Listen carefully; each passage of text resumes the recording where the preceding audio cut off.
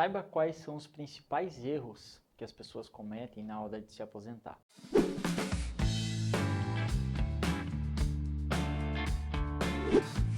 É muito comum recebermos pessoas aqui no escritório ou com o direito da aposentadoria negado ou planejando de maneira errada em relação à aposentadoria. Aqui eu vou citar alguns erros que são muito comuns dessas pessoas na hora de se aposentar ou de se planejar em relação à aposentadoria. O primeiro deles é confiar absolutamente no simulador do INSS. Se você abrir o teu aplicativo do Meu INSS ou entrar no seu navegador de internet e acessar o portal do Meu INSS, você vai ver que lá dentro tem uma opção de simular a aposentadoria através de uma calculadora ofertada pelo próprio INSS. Mas uma das primeiras ressalvas que o próprio INSS faz em relação a esse simulador é de que eles não estão vinculados às informações que são ali prestadas. Ou seja, o fato de no simulador apresentar um tipo de informação não significa dizer que esta informação será levada em consideração no seu processo de aposentadoria. Mas por que disso? Porque o próprio INSS reconhece que o simulador ele não é fidedigno com todas as informações, todos os vínculos que o cliente tem. Mas o porquê disso? Porque o próprio INSS reconhece que as informações constantes ali no simulador não são fidedignas com os vínculos e remunerações dos segurados. Significa dizer que, se por exemplo você tem um vínculo na sua carteira de trabalho que não consta nos registros do INSS, esse vínculo ele não vai aparecer no simulador. Outra informação também que não aparece no simulador é se você exerceu uma atividade especial, ou seja, aquela atividade com exposição a agentes nocivos. Nós temos um vídeo aqui no canal explicando o que é uma atividade especial, mas a atividade especial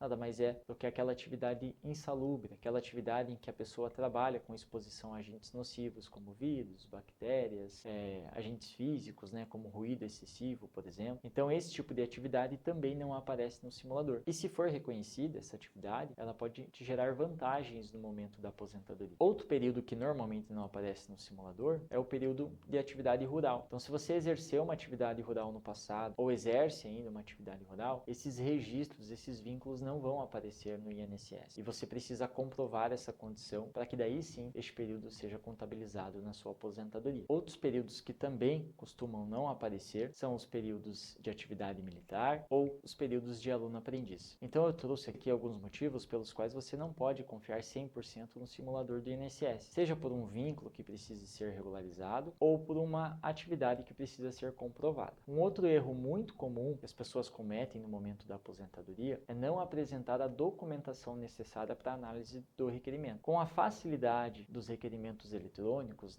você pode fazer hoje um requerimento através do seu celular, pelo aplicativo do Meu INSS, as pessoas acabam não sabendo como juntar a documentação necessária para ter acesso ao benefício. Saiba que além dos seus documentos pessoais, como RG, comprovante de endereço, é importante que você junte as provas dos seus vínculos e também de eventuais atividades rurais, atividades especiais, atividades militares, que, como eu disse anteriormente, não aparecem automaticamente nos registros do INSS. Então, para que esses períodos sejam reconhecidos, é importante que você saiba exatamente qual é a documentação necessária para juntar no INSS e se prepare para o seu momento de aposentadoria, porque é importante que você tenha esses documentos em mãos na hora de fazer o requerimento, para que o teu processo acabe não demorando mais do que deveria ou, ao final, seja negado pelo INSS. Um outro erro muito comum, terceiro erro muito comum, é não cumprir as exigências do INSS no prazo legal. Durante o processo administrativo, é muito comum que o INSS peça a juntada de mais documentos para provas de atividade rural, para provas de atividade especial ou para reconhecimento de vínculos. Então é importante que você junte a documentação no prazo de 30 dias, que é o prazo exigido pelo INSS para o cumprimento dessas exigências. Se você não cumprir essa exigência no prazo legal, o teu benefício ele pode ser negado também. E um erro muito comum das pessoas é não se atentar a essas exigências, imaginando que o INSS vai enviar uma notificação para sua casa, uma carta para sua casa, o que na maioria das vezes não acontece. É aberta a exigência através do processo eletrônico e por muitas das vezes a pessoa nem sabe que o INSS abriu aquela exigência e acaba perdendo o prazo. Então é importante que você tenha alguém especialista na área para acompanhar o teu pedido para que isso não aconteça. Um quarto erro muito comum é a pessoa preencher os dados errados na hora de fazer o requerimento. Ao fazer o requerimento, você precisa sinalizar para o INSS que você quer reconhecer atividades rurais, quer reconhecer atividade especial, previdenciais, que você trabalhou na iniciativa privada, que você trabalhou, por exemplo, no funcionalismo público. Então essas informações precisam ser ditas para o INSS no momento do requerimento. Se você não fizer isso no requerimento, o INSS ele pode negar o teu benefício sem analisar a documentação que eventualmente você tenha dado, ou ainda,